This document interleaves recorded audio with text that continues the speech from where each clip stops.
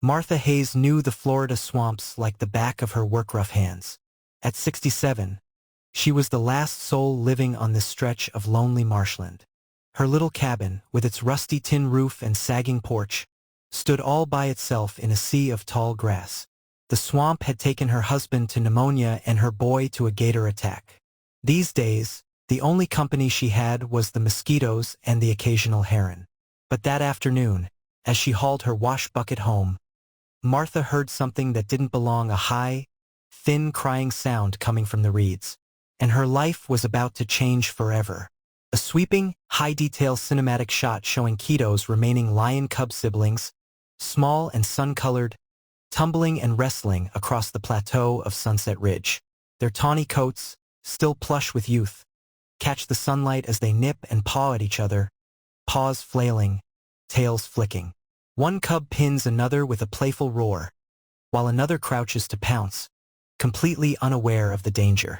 Beneath their tiny padded feet, the sandstone underlayer along the northern overhang shows subtle but growing fractures, faint white lines spidering out like cracked glass. Behind them, the wind curls through twisted juniper trees. The scene is bathed in golden late afternoon light, deceptively warm and peaceful. Far below, faint echoes of a roar rise, swallowed by the cliffs. Innocence teeters on the edge of catastrophe. Every bone in Martha's body told her to walk away. Nothing good ever came from the deep swamp. But that snow-white fur, bright as new laundry against all that mud and green, stopped her cold. When she reached down, the little creature went still as death. The second her fingers touched that damp fur, the whole swamp went quiet. No bugs buzzing, no birds calling, like the whole world was holding its breath. Martha knew right then this wasn't some random animal. This was something special, something meant for her. She tucked it into her apron before she could think better of it. Martha searched all around but found no tracks, no mama animal looking for its baby. Just this strange little thing clinging to her dress like it knew she was its only hope. It was skin and bones under all that fur, breathing fast like it was scared to death. Then the hair on Martha's neck stood up. Something big was moving in the grass behind her. She spun around just in time to see the reeds swaying where something had been watching. Something that didn't want her taking this creature home. Too bad. Martha Hayes didn't scare easy. Back in her kitchen, Martha warmed up some goat milk while the creature lapped at it greedily from an old rag. Those weird little hands held onto her fingers so tight. Then she spotted yesterday's newspaper on the table. Lab animals escaped from research facility with a blurry photo of monkey cages. Martha's stomach dropped when she turned the creature's ear and saw the tattoo, K7. This wasn't just some lost animal. Somebody had made this thing on purpose. Somebody would come looking. And Martha already knew she wouldn't be giving it back. Kai, Martha said out loud, naming him after those Japanese monster movies her grandson loved. The little guy perked up at the sound like he knew it was his. Outside, the church bells from town started ringing, sounding extra loud tonight. Martha locked her door for the first time in years.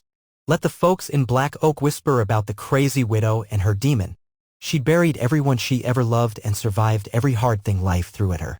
If God saw fit to send her this strange blessing now, well, she'd fight the devil himself before letting anyone take it away. Old man Jenkins about had a heart attack when he saw Martha bottle-feeding Kai on her porch. "Sweet, merciful heavens, woman!" he yelled, backing away so fast he tripped over his own boots. Kai bared his teeth. And Lord, those were some sharp teeth. But Martha just wiped milk off his chin like it was nothing. By sundown, Sheriff Dawson's cruiser was idling at her gate. "People saying you're keeping something unnatural out here," he called out. Martha didn't even look up from shelling peas.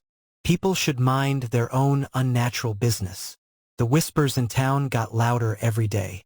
Abomination! Devil's spawn! Martha just kept her head high, with Kai walking beside her like he'd been doing it all his life. When Preacher Hayes came to her door waving his Bible around, Martha met him with her shotgun. "He peels potatoes better than your congregation prays," she told him. That night, she lay awake listening to Kai's steady breathing, her shotgun loaded and ready. Let them come. She'd buried everyone else she loved. She wasn't about to lose this one too. Martha's coffee cup hit the porch floor when she saw it, Kai standing up straight as a preacher on Sunday, walking just like her. He'd been watching her every move, learning. Then she noticed the patch behind his ear where he'd been chewing at his fur. The tattoo was nearly gone. Martha's blood ran cold. If Kai was smart enough to hide where he came from, what else was he hiding? When Martha's arthritis flared up something awful, Kai took one look at her struggling with the laundry basket and snatched it right up. Down at the creek, he copied her washing motions with those big clumsy hands, looking so proud of himself. Little Billy Thompson saw it all from the bushes and ran home screaming. By supper time, the whole town knew that demon does chores. Sheriff Dawson started cleaning his handcuffs that evening. The line had been crossed. Black oak wouldn't tolerate the unnatural even if it did your laundry. That fallen oak branch should have taken 3 good men to move. But Kai just picked it up like it was a twig and carried it across the yard like nothing. Martha leaned against her porch rail, watching him. She'd known strong men in her time, lumberjacks, farmhands, but this was different. Kai's strength wasn't just about muscle. When Martha started coughing that afternoon, he dropped everything, that big powerful body moving gentle as a whisper to bring her medicine. Over by the tree line, Deputy Wilkins lowered his binoculars, his face white as a sheet. Some gifts scare folks more than they comfort them. Martha hadn't smiled proper since they buried her boy. But when Kai laid that wildflower on her Bible that morning, something inside her cracked open. The way he watched her face after, then tried to copy her smile with those scary teeth of his, Lord, it was the ugliest, sweetest thing she'd ever seen. Her laugh surprised them both, bouncing off the cabin walls like it hadn't in years. That night, she whispered to his sleeping form, "You're healing me, boy." Outside, hidden in the dark, a camera lens glinted. Somebody was watching. Somebody always was. The coyotes always sang at night, had for 50 years. Then one evening, silence fell so heavy it woke Martha up. She found Kai standing in the doorway, his whole body making this low rumble you could feel in your bones more than hear. Next morning, Old Man Jenkins came running, wild-eyed. Found 6 coyotes clear over by Ridgeback Creek, he panted, acting like they'd seen the devil himself. Martha just nodded and poured coffee, but her hands shook. Whatever that lab had made, whatever Kai really was, his instincts went deeper than she'd figured. And Black Oak was noticing. The whispers started small. "He talks when she ain't looking," claimed the postmaster's girl. Saw him kneeling by the creek like he was praying, swore a trapper. By Sunday, Reverend Hayes was shouting from the pulpit about beasts who walk like men. Martha sat stiff in the front pew, Kai beside her in those little overalls she'd sewn. The whole congregation shrank back when he tilted his head at the Bible verses, watching the preacher's hands like he understood every word. Only old Mr. Crow, the retired science teacher, didn't flinch. Martha felt the walls closing in. Time was running out. Martha needed flour. Kai carried the sack like it weighed nothing through the store doors, and the whole place froze. Drunk Billy Thompson lunged with a broken bottle, screaming, "Freak!" What happened next was a blur, Kai moving faster than anything that big should, catching Billy's wrist just before the glass reached his face. The crack of bone was loud as gunshot. Martha's stomach dropped, not at the sound, but at the look in Kai's eyes after. Not anger, regret. The crowd scattered, but Billy's screams brought the sheriff running. Some lines, once crossed, can't be uncrossed. Reverend Hayes's sermon shook the church windows.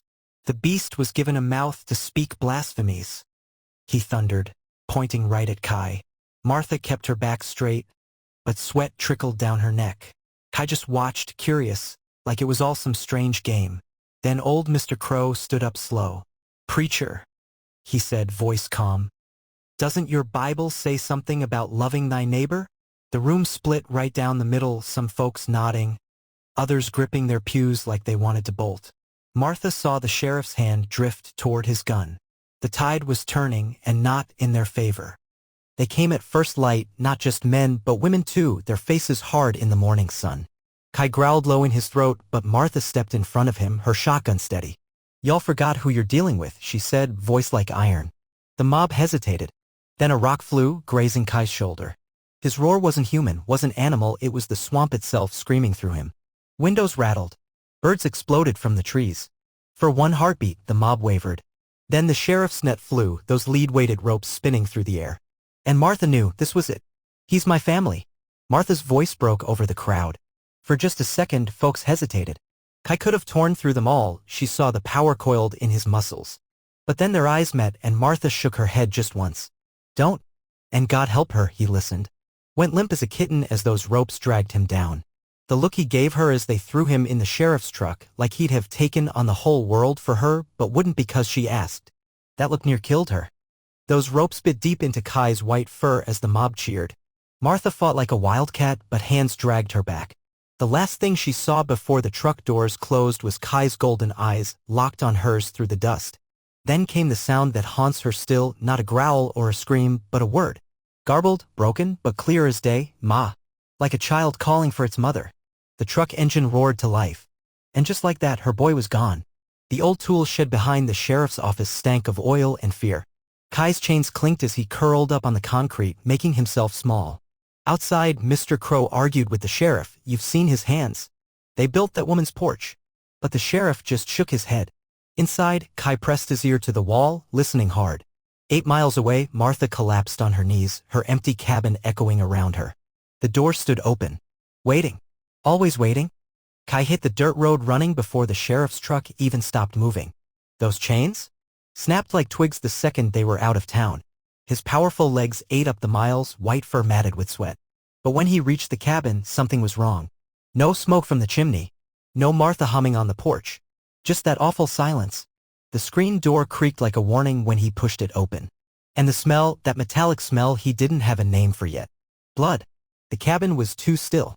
Kai's claws clicked on the wooden floor as he stepped inside, every sense screaming danger. Martha's chair was overturned. Her medicine bottle scattered. And there, by the cold stove, a dark stain on the floorboards. Kai's breath came in ragged huffs as he sniffed at Martha's shawl hanging by the door. Her scent was fading.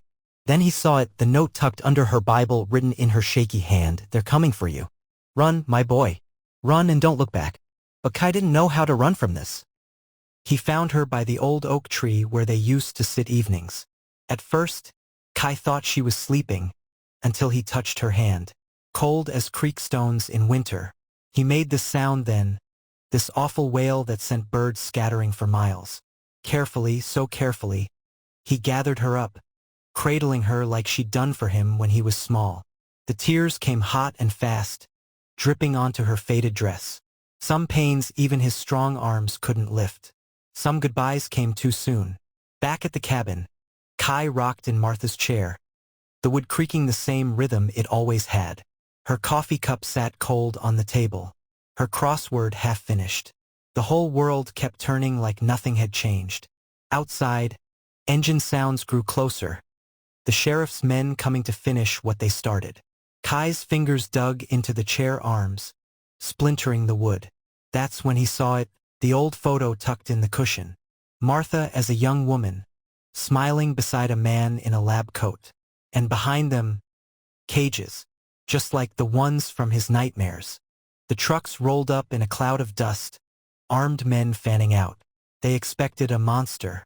What they found was Kai kneeling by a fresh mound of earth. Martha's shawl draped over it like a flag. Reverend Hayes opened his mouth to speak, but no words came. Even the sheriff lowered his gun.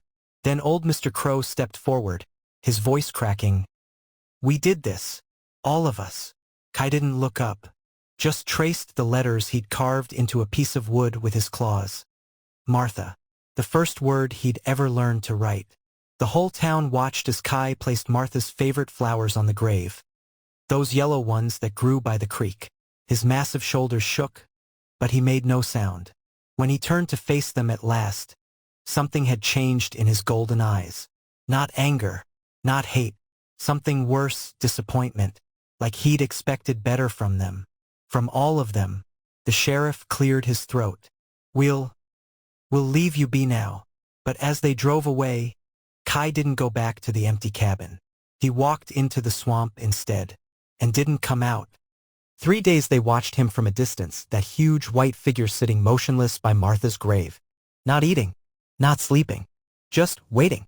The children brought offerings, wildflowers, a pie, one boy's prized baseball glove. Kai never reacted. On the 4th morning, Mrs. Thompson broke down crying on her porch. We killed that woman as sure as if we'd pulled the trigger ourselves. That afternoon, the rains came. And with them, the drought broke at last, water pouring down in sheets, washing the dust from black oak streets. Washing away the old sins. The creek beds turned to dust that summer. Crops withered. The church held prayers for rain that never came. Then one evening, little Sarah Thompson swore she saw a white shadow moving through the dying cornfields. Next morning, they found the old irrigation ditch cleared out and fresh water flowing where none had been for months. By the ditch's edge, pressed into the mud, massive handprints no human could have made. Reverend Hayes fell to his knees right there in the field. "Lord, forgive us," he whispered. Because everyone knew, Kai remembered what Martha had taught him about helping folks. Even folks who didn't deserve it. They found the new spring by following the strange symbols carved into the trees, arrows pointing the way. The water was cold and clear, bubbling up from some underground source.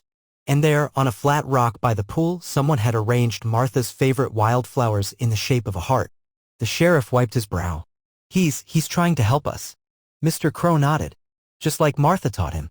That night, for the first time in months, the church bells rang on their own. No one pulling the rope. "Just the wind," folks said. Just the wind. They built it together, the whole town hauling stones from the creek to make a proper memorial under Martha's oak. The engraving was simple: "Martha Hayes, she saw the best in us." No mention of Kai. No need. Because everyone knew now. Knew what they'd done. Knew what they'd lost. That night, if you'd been standing by the grave, you might have seen a large white shape moving through the moonlight.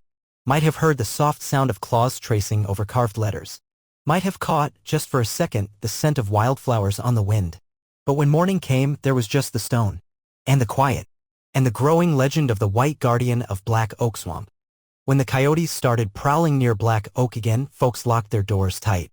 But little Sarah Thompson saw what happened out by the Miller farm, a massive white shape moving through the moonlit fields like a ghost. Next morning, they found 6 coyote carcasses at the town line, arranged in a perfect circle. Not mauled. Not eaten. Just gone. Like they'd been carried there and laid down gentle. Sheriff Dawson crossed himself when he saw it. "That ain't animal behavior," he whispered.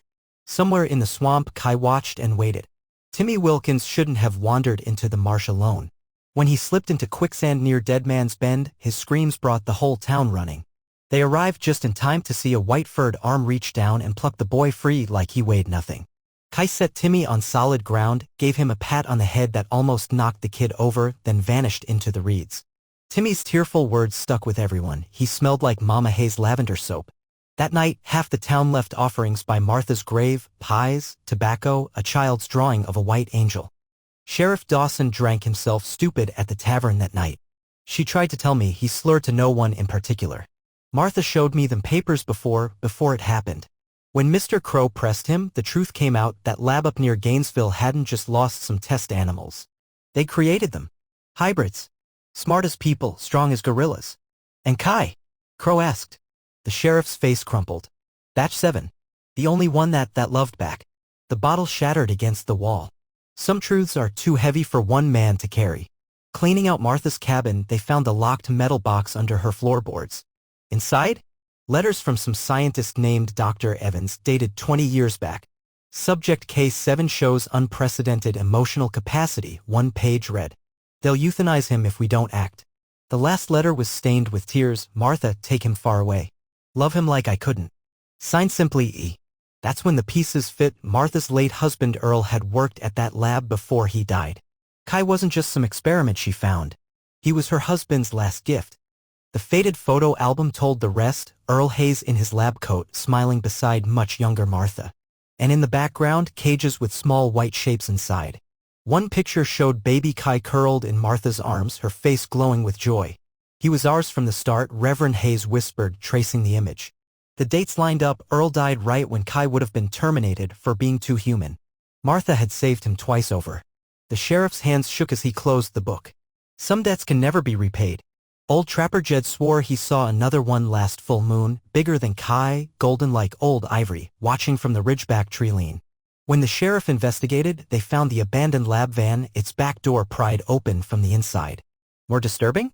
The fresh graves nearby, 3 of them, small and neat, with wildflowers planted on top. Only then did folks remember Martha's last journal entry. Kai cries in his sleep about brothers in dark places. The swamp held secrets even Black Oak didn't know. You could see it in little things. The repaired fences after storms. The lost livestock mysteriously returned. Black Oak started leaving their porch lights on at night. Not out of fear, but like beacons. For when he comes visiting, the kids would say, Martha's old rocking chair still creaked on windy nights, though no one sat in it. And if you left lavender soap by your window, well, you might wake to find strange footprints in your garden, and every pest gone from your crops. The sheriff called it superstition. The children knew better. Old Man Thompson told the story best, how a creature too good for this world loved a woman too kind for it. Tourists came sometimes, hoping to spot the famous white guardian of Black Oak Swamp. Most left disappointed, but now and then, some lucky soul would glimpse movement in the reeds, or find an impossible gift. A lost wedding ring placed neatly on a porch step. A child's dropped toy returned cleaner than before. The scientists stopped coming after '89. The sheriff's grandson nailed a sign to Martha's oak. Not a monster, not a pet, family. When young widow Claire Mercer moved into Martha's old place, the town held its breath. Then came the rumors, food disappearing from her pantry, the sound of something big moving through the brush at night. One morning, Claire found her washed laundry folded neat as you please on the porch with all the tears mended. That's when she started leaving 2 cups of coffee out mornings, one for her, one for whoever. The old folks nodded. The circle continues, they said. Love finds a way. Claire heard the crying first, a high, thin sound from the marsh edge. What she found there made her drop her basket, a small golden-furred creature no bigger than a house cat with Martha's wildflowers clutched in its tiny fist. It looked up at her with Kai's golden eyes. From the reeds came a familiar rustling. Claire didn't run. She knelt instead, hands trembling but sure, just like Martha had decades before. Some gifts come around twice. Some stories demand to be retold. Old Jed's hound dogs went crazy at midnight. Not their usual barking, but terrified whimpers. Half the town woke to the sound.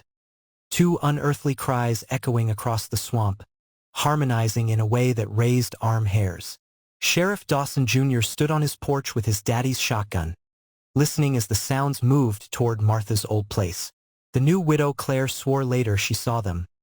Kai standing tall in the moonlight, and beside him, a larger golden figure she'd never seen before.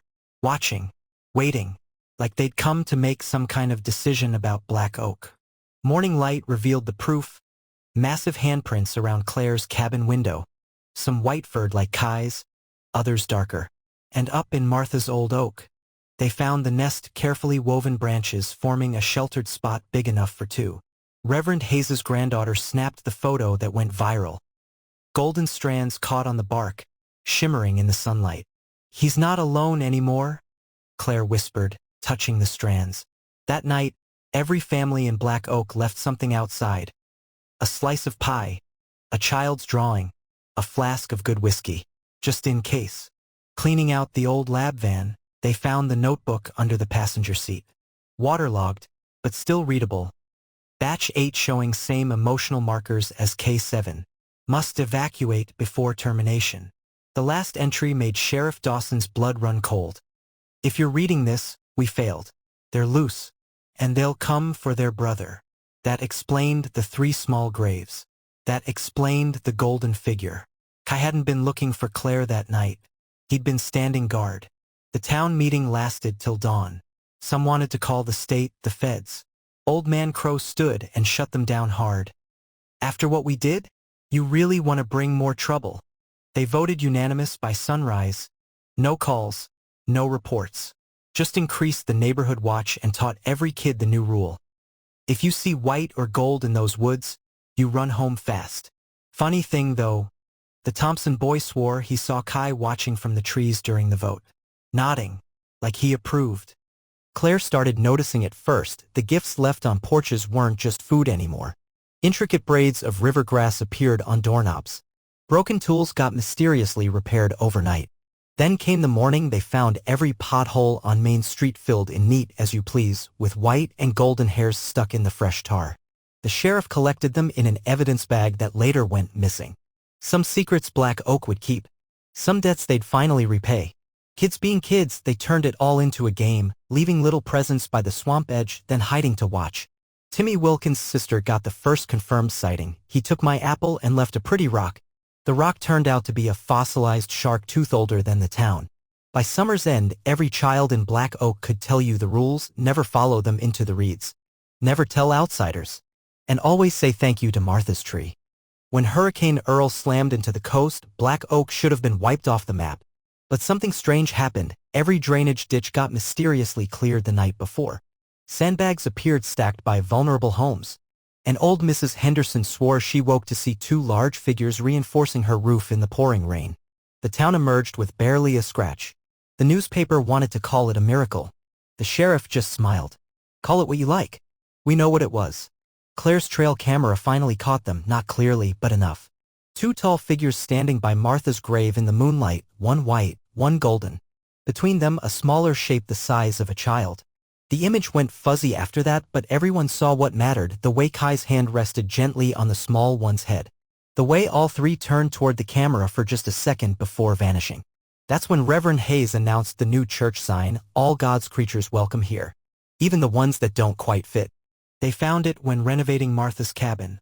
A single envelope addressed to Claire, though Martha had died years before Claire arrived. Inside, one line in shaky handwriting. "They'll need you when I'm gone. Love them like I did." No signature needed. Claire framed it and hung it by the window where the first golden wildflowers appeared every spring. Where sometimes, if she woke early enough, she'd find the muddiest footprints leading right up to the glass and back again. Visiting hours, she called them. The story doesn't end here, of course. Stories like this never do. There's the matter of those 3 small graves out by Ridgeback Creek that keep getting fresh flowers. There's the lab up north that suddenly went quiet last winter. And there's Claire's newest adoption, that special needs child from Gainesville who never speaks but has the strangest golden eyes. But those are tales for another time. For now, just know this. If you ever drive through Black Oak at dusk, roll your window down. Listen real close. You might just hear the swamp whispering back.